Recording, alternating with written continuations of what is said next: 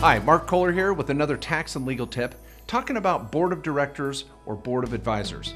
Now, some of you may think this is a big corporate type strategy and you're too small to ever have such a thing. But folks, this is a fantastic tax strategy, legal strategy, and business strategy. Frankly, I should have been shooting more videos and writing more blog articles about this topic, and I got 5 tips for you. Number 1, this should be used for corporations and LLCs. Don't think you're left out in the cold because you don't have an Inc. behind your company name. An LLC is fine. I call it a board of directors if it's a corporation, and a board of advisors if it's an LLC. In the bylaws of your corporation, it's going to define the role of the board of directors. In an operating agreement for an LLC and in the minutes, you should have a definition for your board of advisors. Both companies should have this team of advisors or directors to help you in your business. Number 2, this will help you succeed. This is a key strategy. Forget taxes and asset protection.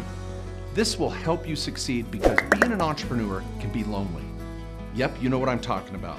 A lot of times we need a team of people that believe in us. It may not be your family, right? But a team that's going to believe in you and help you succeed, give you encouragement.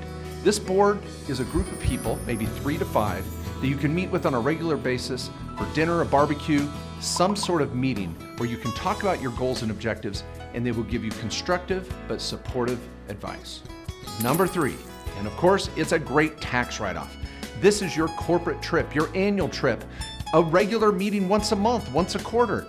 This is a trip that can be local for just a night out for dinner, or it could be to Vegas for a big party juggernaut and a corporate meeting. I don't care. You don't want to overdo it based on the size of your business, but this is something that is certainly a tax write-off. You're going to take notes during the meeting, and you're going to talk about how to succeed in your business better and get advice from your board of directors or board of advisors and take notes, and thereby justify the tax write-off for the travel, dining, and entertainment involved with your meeting. Number 4, we've got to be doing this for asset protection, right? If you've got a corporation or an LLC, I want you having annual meetings, at least. And you might do it more frequently, quarterly or monthly. But in these meetings, you're going to substantiate the corporate veil or LLC veil. You're going to be talking about the sales of the business, the goals, the objectives, what you've sold, what you've bought, who you hired, who you fired, and where the business is headed. You're going to write it down and put it in the minutes of your LLC book or your corporate book. That's going to help you out in a big way if there's ever a lawsuit. That asset protection maintenance is critical, and I've got other videos and writings about how to maintain your corporation or LLC, and having the annual meeting with your board of directors and advisors, or more regular than that, will help you with your asset protection. Number 5, and I added this one for an important reason, and that is your board will hold you accountable.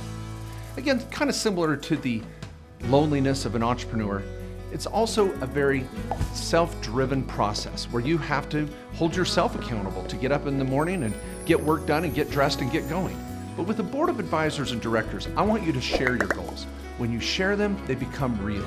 And I want your board of directors and advisors to hold you accountable. Are you going to meet certain timelines? What's your goal for this year, this month, 3 months from now, 6 months from now?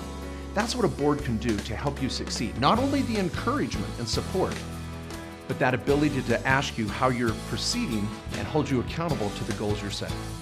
Bottom line, this is an important tool you should be using and meeting with your lawyer about when you set up your entity, structuring your board of directors and advisors. And if you don't have this in place, get it done with your annual maintenance. We have a company maintenance system at our law firm.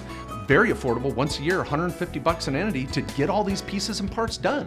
Talk to Becky Lloyd, the director of that department, if you need help getting your company maintenance in place. Bottom line, this is something that will save you taxes, give you better protection, and help you succeed as a business owner.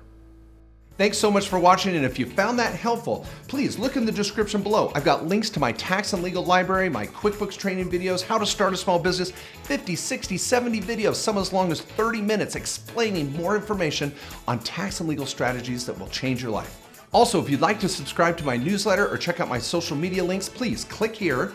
They're weekly free tips and strategies and articles that you'll find extremely helpful. And I would appreciate it if you'd subscribe to my channel. I've got so many videos here I produce every week on my YouTube channel, and I'd love to give you a ping every time I shoot a new video. Thanks so much, and keep living the American dream.